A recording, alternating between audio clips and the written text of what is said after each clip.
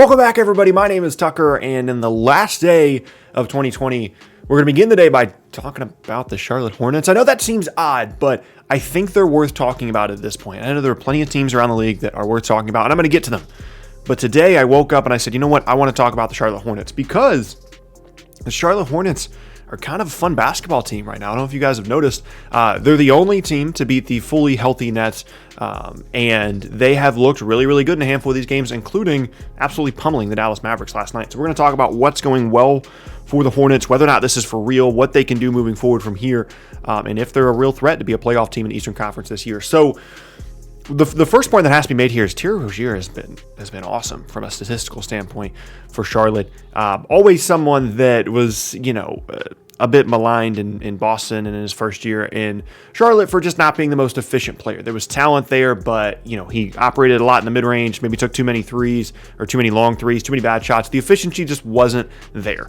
And it's only a handful of games, but Terry Rozier has looked really, really good. The shot making has been fantastic. He obviously had a huge game, to start the year, but Rozier has been awesome. And it's interesting because the other backcourt guy, Devontae Graham, has not been very good from a statistical standpoint. Really tough start to the year for him shooting-wise after a really, really good year last year. Probably should have won Most Improved Player, should have been highly in contention for the Most Improved Player award.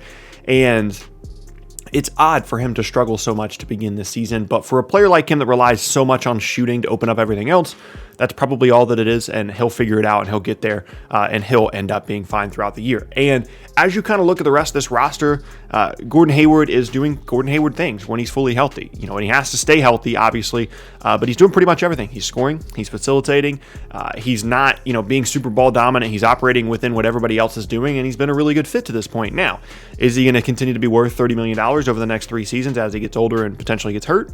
I don't know, but right now in this moment, Gordon Hayward has been a really, really good investment for Charlotte. And then a couple of other young guys have stepped up. Bridges has stepped up. Washington was good as a rookie, has continued that this year.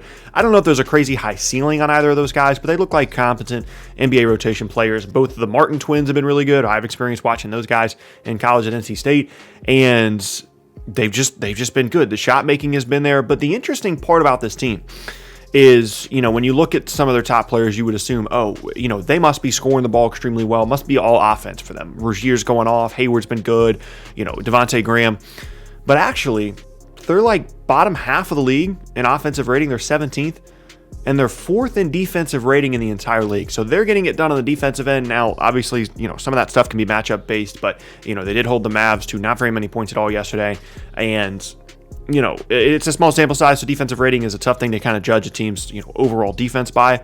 But they've been good on that end, and I would rather see them be good on that end early and struggle a bit to score and then flip that around later in the year rather than, be a really good scoring team that still can't guard, which is what they've been in the past. So Charlotte to this point has looked really good. Now, of course, we have to talk about the LaMelo of it all. This guy, sometimes, honestly, it makes it a little tough to watch Hornets games because of how excited the announcers are about him. Like, LaMelo could, dribble between his legs and drop a little bounce pass in the lane, and the announcers will act like he just dropped a skyhook in the finals, like Magic or something. Like, that part probably needs to be turned down a little bit, but he had a good game yesterday, and those numbers from yesterday definitely are going to inflate some of his stats you're going to see on screen here, so I wouldn't get too excited about what he's averaging, what he's shooting.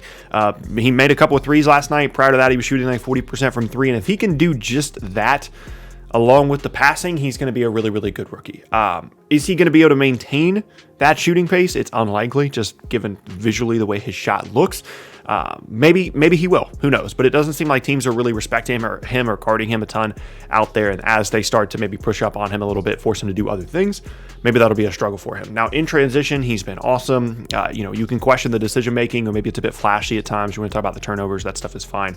But just in terms of skill level, right? We all knew this with LaMelo. He's 19 years old. He's been on this crazy journey, and organized basketball has not really been a thing for him too much in his life.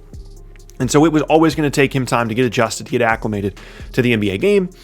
And really all you can hope for out of him this year is improvement throughout the season and seeing the skills that were advertised for him as a prospect, most notably as a passer. And I think from a skill set standpoint, there have been flashes of everything you would hope to see from LaMelo to this point. Now, are certain people getting a little bit too excited? Yes, but that's going to happen because of who he is and because of what his last name is. But as long as he can knock down some shots, facilitate the offense a little bit, be good in transition, and continue to improve as a defender, as an all-around player throughout the year, I think Charlotte will call his rookie year a success. So as a whole, when you look at kind of how all the parts ebb and flow throughout this roster, obviously, Terry Rozier is going to come back down to earth a little bit. Maybe Hayward's numbers come down a little bit, but Devontae Graham should be better as well. And so when those things kind of, hit their average here, maybe the Hornets are a 2-2 team. Maybe this is who they are. Maybe they're a 500 or a little bit better team once everything evens out from a statistical standpoint throughout the year.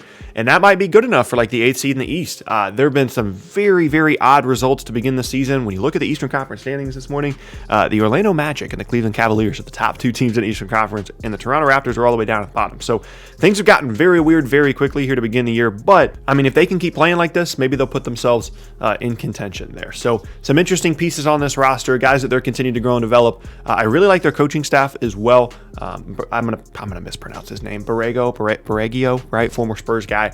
I like what they did last year. They honestly overperformed as a team last year. I thought they were going to be the worst team in the league. I thought they were the least talented team in the league, and they somehow managed to find some bright spots with guys like Devontae Graham improving, PJ Washington being good as a rookie, or at least being better than I thought he would. And in terms of the perimeter guys, like they've got plenty of options.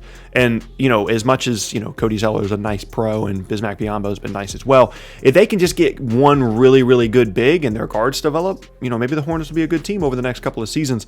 Between Rozier, Ball, Graham, Hayward, Bridges, Washington, like they've got some semblance of a 1-4 lineup that you can kind of mix and match with, and some other guys coming off the bench like the Martin twins. If they can get a high level, high impact big, especially defensively, setting screens and roll to the rim, all that good stuff, Charlotte could be a factor, at least potentially an Eastern Conference playoff team here moving forward. And that's what they wanted out of the Hayward signing, right? That was always the case for paying Hayward, was the Hornets needed someone on the wing that they could count on. He's going to come in and he's going to provide them that. They're going to potentially be a playoff team. And then the value of being in the playoffs, of being a legit team, of being a team that, has to be taken seriously, isn't just a laughing stock of the league, makes the value of Hayward's contract a little bit more worth it. Even if he himself is not worth $30 million, the overall impact that he's going to have on the team and on the franchise could ultimately be worth $30 million. That's kind of the mindset they went into this with.